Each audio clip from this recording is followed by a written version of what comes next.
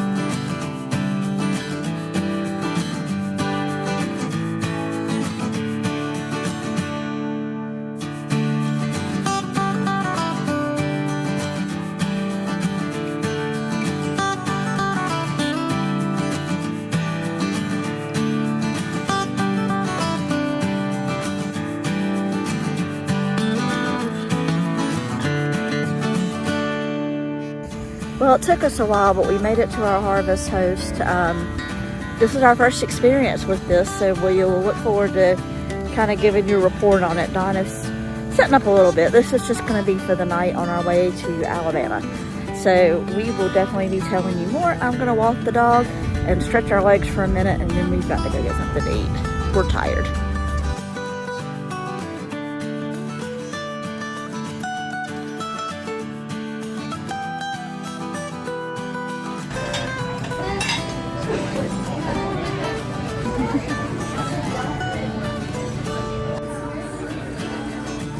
What is the verdict? How is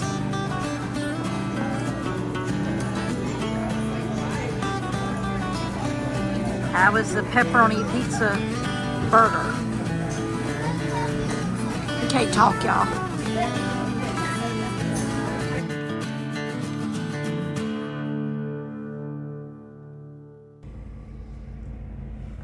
Well, we made it through a boondocking night. We have never done this before. Wish we had had some water in our fresh tank. That's one thing I wish we had done. Other than that, it wasn't bad. The generator has done well. It was cold last night, which I was really surprised. I mean, it's May 1st and it was cold. So that was surprising, but we stayed comfortable. It wasn't bad at all. So this is our first Harvest Host experience. We're at the First Church of the Nazarene. We just came in and we didn't even pull our slide out last night. We did detach to go get something to eat. But other than that, we didn't do a thing. That's where we're at right now. We've just used lots of bottled water. We have made it through. Even though this was our very first Harvest Host experience, this is not the first time we spent the night in a church parking lot. If you recall, way back when we went down to Florida and we visited my sister down there, well, her and her husband pastor a church. We didn't have to quite boondock it in their parking lot because they allowed us to plug into their church. So we were able to have air conditioning overnight and things like that. But it just so happens that the pastor of this church here in Tennessee knows my sister down in Florida.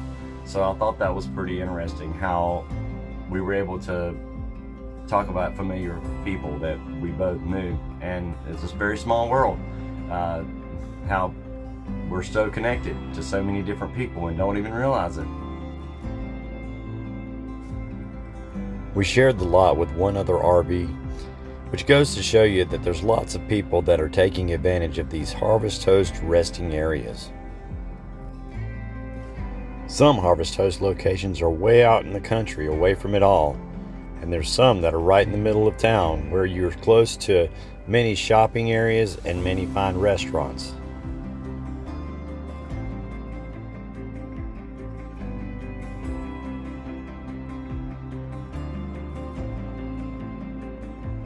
Literally thousands of farms, wineries, breweries, museums, golf clubs, and churches have signed on to become part of the Harvest Host network.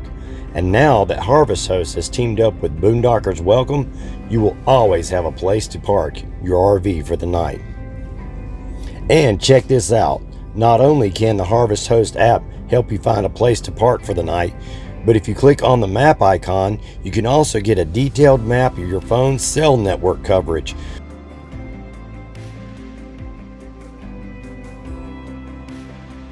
Okay, while we're sitting here in our full hookup site, I wanted to tell you about boondocking. For those of you that don't know what boondocking is the term we use whenever we stay at a place overnight that has absolutely no hookups at all. No water, no electricity, no nothing, no sewer, no nothing. And we've done things like mooch docking before, which is when you're at somebody's place and you can run off their power. You never have too many adapters overnight. We've done that quite a bit, but we haven't done much boondocking because we didn't have any external power source. But now that we've got a generator, this was our first Harvest Host experience, and it turned out to be very well. When it comes to boondocking, everybody's needs are different. It depends on what you need to get through a night and stay comfortable.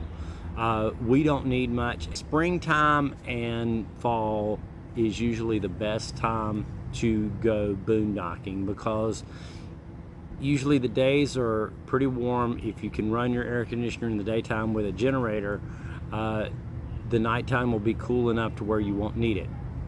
In many cases, it's usually frowned upon to use a generator overnight. So if you're in those hot months of the summertime where you're going to have to run your AC overnight, your best bet is just go ahead and get a full hookup. I agree. I'm very hot-natured, so sleeping in heat is just like the worst thing in the world to me. I know that might not be like that for everybody, but all in all, it was not bad. We hit some cool evenings coming down. It's good to have some sort of portable power with you. We don't have a very big battery bank, but we had this simple charger that has this DC plug in it, and this was enough power to charge phones overnight or to charge tablets or anything like that. You can just stick a phone charger in here. There's also like you can plug a fan into this to run overnight, or an electric blanket can run off of this overnight. So if you're a little bit on the warm side, but a fan will do, you don't need these huge battery banks. Something as simple as this will get you through at least one night. Now, if you're going to be boondocking for many nights, yeah, you might want to spring for a good battery bank. But if it's just for a night, hey, something as small as that, and then you can recharge it when you start up your generator. So this is us putting our toe in the water, so to speak.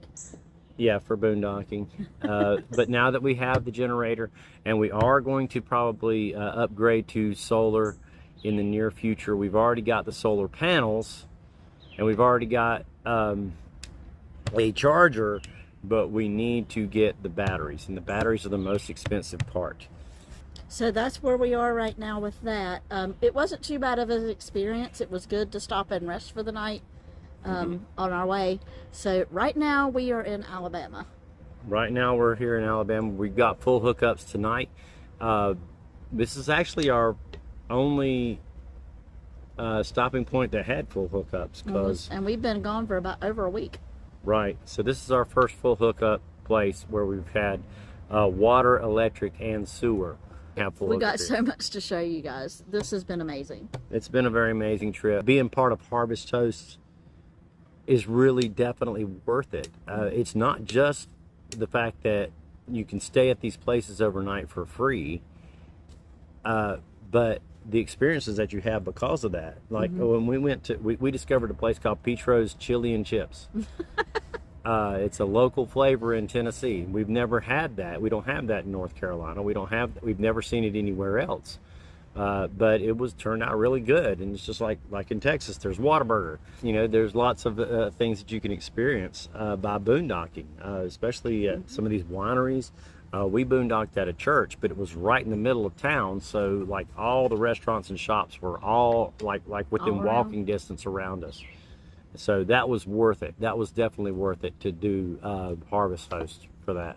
And we look forward to doing a lot more Harvest Hosts in our travels. Yeah, it's a great way to break up your trip. For us, I think it'll be a way of splitting up travel time so that you don't have to be driving for so many hours to get from destination to destination. So it's a great way to break up your driving time. Yeah, because it's not good to just drive for like 6 to 8 hours straight, because once you get there you're going to be totally exhausted, and you can get driver fatigue, and that can be dangerous actually. Even if you're not dozing off at the wheel, if you're not quite as attentive as you would be when you're fully rested, that can be dangerous. Because like even here, we had a deer just dart out in front of us. If I hadn't been fully attentive, I could have hit that thing. And there were two actually. Yeah, there were two. There was one coming right after it, but we were not hooked up at the time though. We were just driving. But still, that's something that you need, that full attention whenever you are driving, and so it's good to probably split up your drive time on these longer trips. And Harvest Host is a great way to do that. And now that Harvest Host and Boondockers Welcome are teamed up together, where if you pay for the extra package, you also got access to all the Boondockers Welcome sites as well. Which we did. So we got the big package and got access to all the Boondockers Welcome sites as well as all the Harvest Hosts. The fun's not always in just the destination; it's in the journey. And we're definitely discovering that. We've had such a good time. And we would have never seen some of the things we did if we just concentrated on the destination. So I hope that gives you some pro tips. We are just beginning to get some exposure to boondocking. We're hoping to learn more. I don't think it's something that we would do for days on end, but again, breaking up your driving time is great. We definitely plan on using Harvest Host in our future travels, but for now it's time to leave and head down south toward Chattanooga, Tennessee. There we discovered a unique campground called Skull Island, which is right on an island right in the river. They have some beautiful sites that are right on the water. This campground is just 30 minutes from downtown Chattanooga, where you have plenty of fine restaurants and many activities to do. We look forward to telling you all about it in the next video. But for now, go ahead and like this video and subscribe to our channel if you haven't already. Stay tuned for bloopers, and until next time, happy camping. It is cold. What did you do? What did you do?